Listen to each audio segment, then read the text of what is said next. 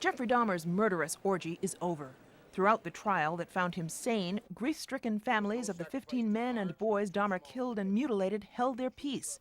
But today, before the sentencing, they had their day in court. Did you ever stop to think that this is someone's brother, nephew, uncle, cousin, grandson, or just someone's friend? I hope you can deal with what you've done. I'm trying hard to. You almost destroyed me, but I refuse to let you destroy me. I will carry on. He destroyed the baby of the family, and I hope you go to hell. Only the sister of Errol Lindsay was unable to contain her rage. I don't want to ever see my mother have to go through this again. After a brief recess, Dahmer addressed the court for the first time. I didn't ever want freedom. Frankly, I wanted death for myself. This was a case to tell the world that I did what I did not for reasons of hate. I hated no one. I knew I was sick or evil or both. Now I believe I was sick. Though he accepted the blame for his barbaric crimes, cannibalizing, even crudely lobotomizing some of his victims, Dahmer nonetheless asked for forgiveness. I should have stayed with God. I tried and failed and created a Holocaust. And if I could give my life right now to bring their loved ones back, I would do it. I am so very sorry. I deserve whatever I get because of what I have done. Streetlights flickered intermittently, casting pools of yellow that barely touched the cracks in the pavement. In one small apartment building, tucked away on a nondescript block, lived a man who seemed perfectly ordinary.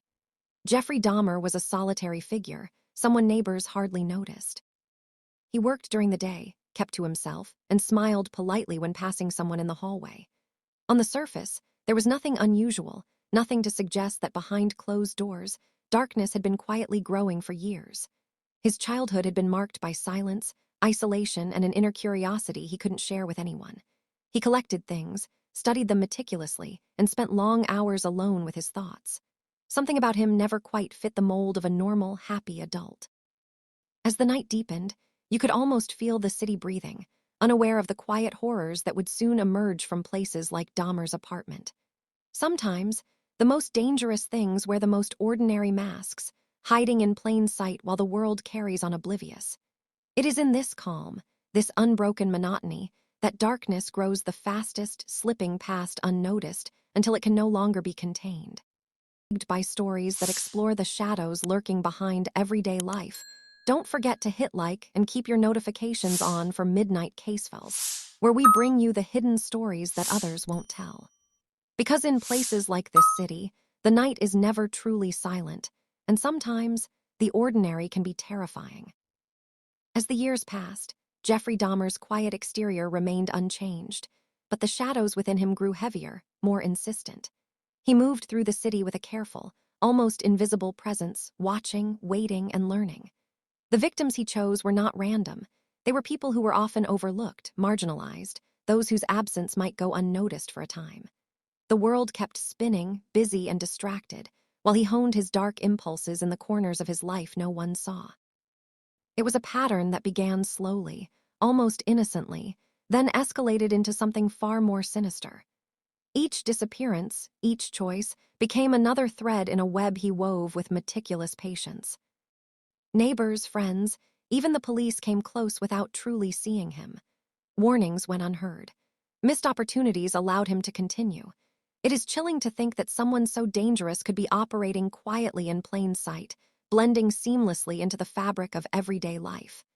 Dahmer's inner world was one of obsession, control, and experimentation, all hidden beneath a veneer of normalcy. The quiet man who smiled politely in the hallway was a predator constructing a private empire of horror, a place where curiosity twisted into cruelty and desire merged with deadly intent. As the night grows deeper and the city slumbers, we uncover these stories not to shock, but to illuminate the cracks in the world that let evil slip through. If you want to follow the twists and turns of cases like this, make sure to subscribe to Midnight Casefiles for weekly explorations of the hidden corners of human nature.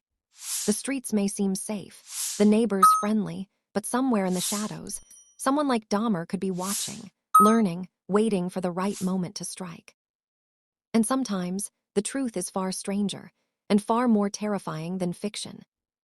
By the summer of 1991, the quiet tension that had surrounded Jeffrey Dahmer had grown almost unbearable, though no one outside his apartment truly knew it.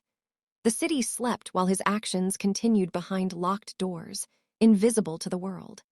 Inside his apartment, the air was heavy, suffused with a stillness that felt unnatural, as if the walls themselves remembered the horrors they had witnessed. Dahmer moved with precision, a predator perfectly in control of his environment, choosing his moments carefully. But even the most meticulous plans have a weakness, and that weakness came in the form of a young man named Tracy Edwards. Edwards arrived at Dahmer's apartment one evening, unaware at first of the danger he had stumbled into. But soon, the truth became terrifyingly clear. What followed was a desperate, heart-pounding escape, the kind of flight that leaves every sound magnified, every shadow a potential threat. He ran through the streets of Milwaukee, adrenaline burning through every step, until he found the police and led them back. For the first time, the world would see the nightmare Dahmer had been constructing for years. Officers entered the apartment and were confronted with a scene that made it impossible to deny what had been happening. Photographs, remnants, and evidence of unthinkable acts filled the rooms. It was a reality so horrifying that it seemed almost unreal. And yet, it was all true, a reminder that monsters can live among us unnoticed for far too long. If you feel the weight of this story, don't forget to share it, because these are stories that deserve to be remembered, not sensationalized. In that quiet Milwaukee apartment, the ordinary mask fell away, revealing a darkness that few had imagined, and even fewer were prepared to face. The city had finally woken, but the echoes of what happened there would linger forever. The arrest of Jeffrey Dahmer sent shockwaves through Milwaukee and across the nation. Headlines screamed the details, but nothing could fully capture the horror that had been hidden behind the walls of that apartment for over a decade. Families of missing young men finally understood what had been happening, while neighbors and acquaintances struggled to reconcile the man they thought they knew with the acts he had committed. The courtroom became a place of grim fascination, where the ordinary man with an ordinary face sat quietly, confessing to deeds that seemed almost impossible to comprehend. There was no theatrics, no attempts to evade responsibility, just the chilling calm of someone who had long accepted the darkness inside him. The trial exposed more than just the crimes themselves. It revealed the failures of a system that had allowed warning signs to go unheeded, the biases that left some victims more invisible than others, and the uncomfortable reality that evil can flourish in the blind spots of society. Each testimony, each piece of evidence, was a reminder that the horror had not begun with discovery. It had been building, patiently, unnoticed, for years. Even in the midst of the legal proceedings, the victims' stories demanded attention. Their lives, their hopes, their presence in the world had been violently interrupted. The nation watched in disbelief, unable to turn away, grappling with questions of morality, justice, and human nature. If you're following along and want to support thoughtful, respectful true crime storytelling, take a moment to like the video. These stories are not about shock value.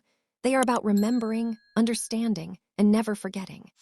In the courtroom, the man behind the mask had been revealed, but the echoes of his actions would linger long after the trial ended, a reminder that some darkness is not confined to the shadows. It walks among us. Jeffrey Dahmer's life in prison was a quiet shadow of the chaos he had wrought. Locked behind bars, stripped of the control he had once wielded with precision, he lived under constant watch. He sought routine and attempted to find small measures of normalcy, but the weight of his actions was inescapable. Fellow inmates avoided him, whispers followed him, and for the first time, he faced limits he could not manipulate or evade. The man who had once hidden in plain sight now existed under constant scrutiny, a reflection of the world finally watching back. Even in confinement, the story of his crimes continued to haunt the families and communities affected. The victims' lives could not be restored, but their memories demanded acknowledgement. Each name, each story, was a reminder that behind the statistics were real people with dreams, loved ones, and futures stolen too soon. Society grappled with its fascination with Dahmer, with the danger of turning real-life horror into entertainment. True horror, it seemed, was not the image of a monster. It was the reminder that such evil could emerge from the ordinary, unnoticed until it could no longer be contained. In 1994, Dahmer's life ended violently at the hands of a fellow inmate, a sudden and brutal conclusion to a chapter of darkness that had consumed so many lives. Yet the story did not end there. It lives on, in cautionary tales, in examinations of human nature, and in the memories of those who were lost. It serves as a mirror to society, reflecting both the failings that allowed him to persist and the importance of vigilance, empathy, and remembering the victims. If you've followed this journey through the shadows, make sure to subscribe and share Midnight Casefiles so these stories are never forgotten. In the quiet after the darkness, it is the victims we honor and the lessons we carry forward that matter most.